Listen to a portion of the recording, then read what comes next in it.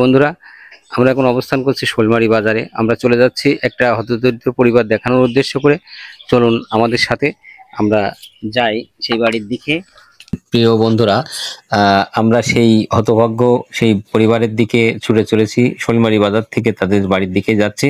তো আমরা আমাদের এই মানবতার ভিডিওগুলো আপনাদের ভালো লাগলে লাইক, কমেন্ট, শেয়ার দিয়ে আমাদের পাশে থাকবেন। প্রিয় বন্ধুরা, আমি যে জায়গায় আসলাম ওই কুটির কাপড় বাজার থেকে, সেই অসহায় ফ্যামিলির দিকে আমরা চলে যাচ্ছি।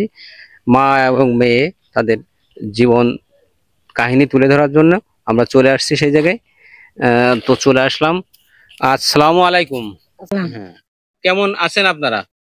আমরা ভালো নই মধু, আমার খুব অসহায়, এই মেয়েটা নিয়ে খুব অশান্তি। জামাই দুটো নাচ ছিল, একটা ক্যান্সারে মরে গেছে, একটা ব্রেন টিউমার। আমি খুব অশান্তি, আমার মতন অশান্তি আর কেউ নেই, পৃথিবী নেই। আমার স্বামী কাজ করতে পার না, অসাল নেই। আমি এখন কনে ফেলবো, আমি মা হয়ে। এখন আমি খুশি, আল্লাহ যার দিন হায়াত দেয় সেদিন খুশি। হায়াতের মালিক আল্লাহ, আল্লাহ যেটা বলে সেইটাই বড়। এই মেয়ের যে বাচ্চা, দুইটা বাচ্চা, একটা ক্যান্সারে মরে গেছে, আর একটা ব্রেন টিউমার, ঢাকায় অপারেশন হয়েছে 2 বার। আবার হওয়ার কথা আছে, তা এখন টাকায় কুলোচ্ছে না বলে করতে পারছে না। না থাকার পরে তার কোনো নেই, শান নেই, বুদ্ধি নেই, যেমনি মন বলে এই মেয়ে আপনার? হ্যাঁ। আচ্ছা, দেখি এই মেয়ে আমি একটু আপনাদের দেখাই। দেখুন প্রিয় বন্ধুরা, তো আপনি কেমন আছেন? আমি ভালো নাই, অসুস্থ। কি হালে জীবন যাপন করছেন, একটু কেমন আছেন, একটু আমাদের সাথে একটু কথা বলেন। আমি খুব কষ্টই আছি। আমার ডাক্তার দেখাতে পারে না, আমার স্বামী দেখে না, আমার স্বামী খোঁজ নেয় না। আমার 2টো ছেলে, একটা ছেলে ক্যান্সারে মারা গেছে, বড় ছেলেটা। ছোট ছেলেটা ব্রেন টিউমার, 2বার ঢাকায় অপারেশন হয়েছে, আর 1বার হওয়ার কথা আছে। টাকা পয়সা যখন আমি নিজেই অচল হয়ে গেছি, নিজেই আর চলতে পারিনি।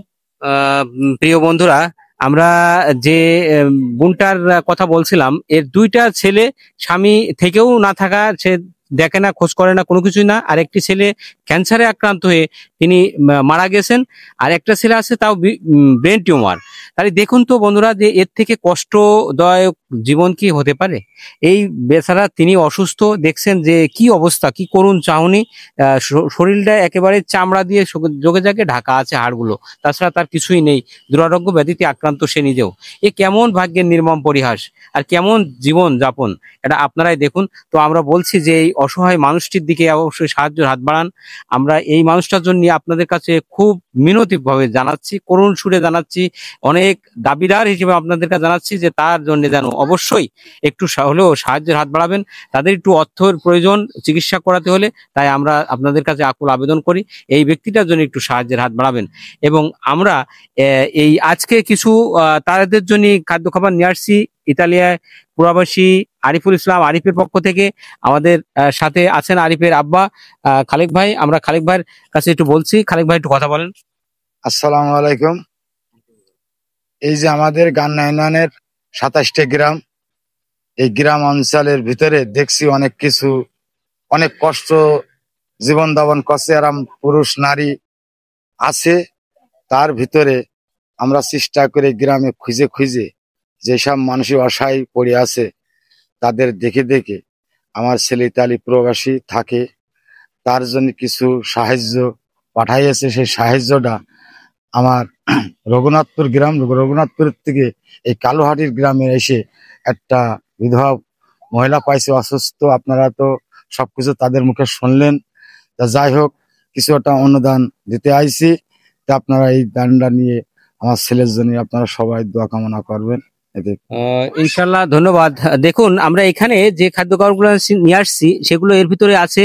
এর ভিতরে ডাল আছে, তেল আছে, সাবান আছে, আলু আছে, এগুলো নিয়ে আপনাদের দিয়ে গেল। এটি কথা বলার মতো শক্তি সামর্থ্য তার নেই, এত কষ্টের ভিতরে এবং এত অসুস্থ, তাই একটু উঠে দাঁড়িয়ে আমাদের যে সাক্ষাৎ দেবে, সাক্ষাৎ যে তার নেব যে কিছু কথা, তাও সে শক্তিটাও তিনি বসে আছেন, শুয়েছিল, কিন্তু আমরা একটু বসিয়ে কথা নিয়েছি। তো আপনারা এই জায়গায় একটু হলেও সাহায্যের হাত বাড়াবেন, সেই অনুরোধ আপনাদের প্রতি রইল।